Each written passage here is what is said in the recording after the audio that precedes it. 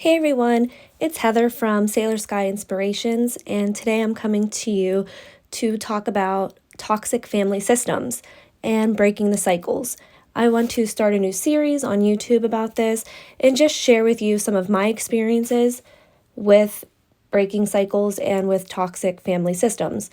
I just want to start off by saying I'm not a licensed therapist or anything like that. This is just my opinion and from my experiences of dealing with toxic family systems. Today, I want to talk to you about enabling and the fixer mentality.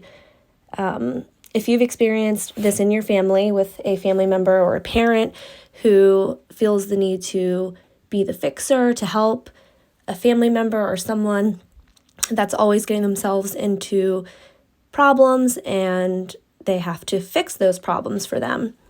And this could be anything from addictions, and that's not always the case. It could be just someone who is making financial bad decisions. And I'm not saying that you can't help somebody when they need help or to reach out to someone when they're struggling. I'm not saying that at all. I'm talking about habitual people who need constant rescuing, people who need constant rescuing.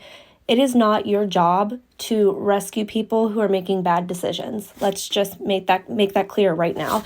It is not your responsibility to make sure people are making the right decisions.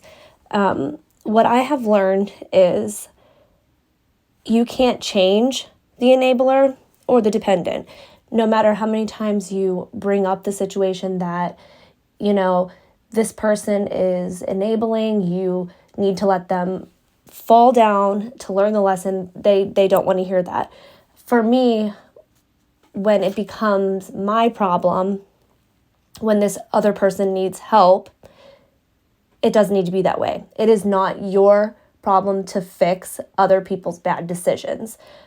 So that being said, when you do decide that you do not want to be part of that cycle anymore, it will be tough. And it is okay to say no to someone who is constantly needing help. It's okay. And you may become the villain by doing this. You may become the bad guy for not being there, being the support when they need it. So I'm going to give you some things you can do if you do find yourself in a situation like that. And the first thing is you can definitely say no and don't feel guilty about it. You can absolutely say no. The second thing is you can cut ties and distance yourself from that family member and not participate. The third thing is acceptance. This one's hard. It was hard for me.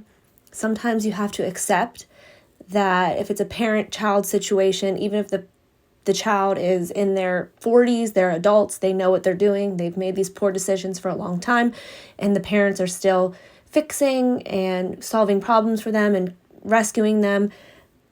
You have to accept that you cannot change either party. Can't change the parents, can't change the child. It doesn't involve you. Accept it. Know that you're not going to participate anymore and try to move on. That's kind of hard to do sometimes, but sometimes it's absolutely needed.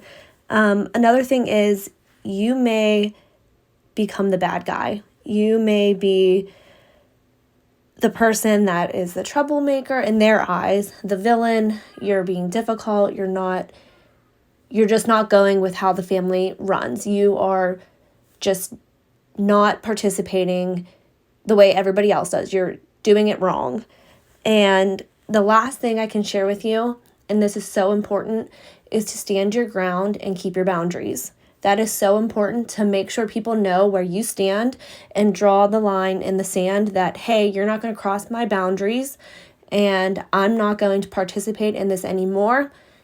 If so-and-so needs help and I'm available, I can. If you can't, you can't. You do not need to feel obligated to help anybody or to put yourself in a bad situation to make sure you're helping someone else when they're not helping themselves. From my experience, it's just not worth it to try to change anyone. You can't do that. The only person you can control is yourself and how you react to the situation. So I hope this helped someone out there who might be dealing with an enabler, an enabling parent, child situation. Maybe it's a sibling and you're watching from the distance what's going on, and it's very frustrating and there's nothing you can do. I hope this gives you some insight, maybe some tips. I'm going to keep making these videos, so we'll talk about more things. All right, everyone, I'll see you later. I love you all. Bye.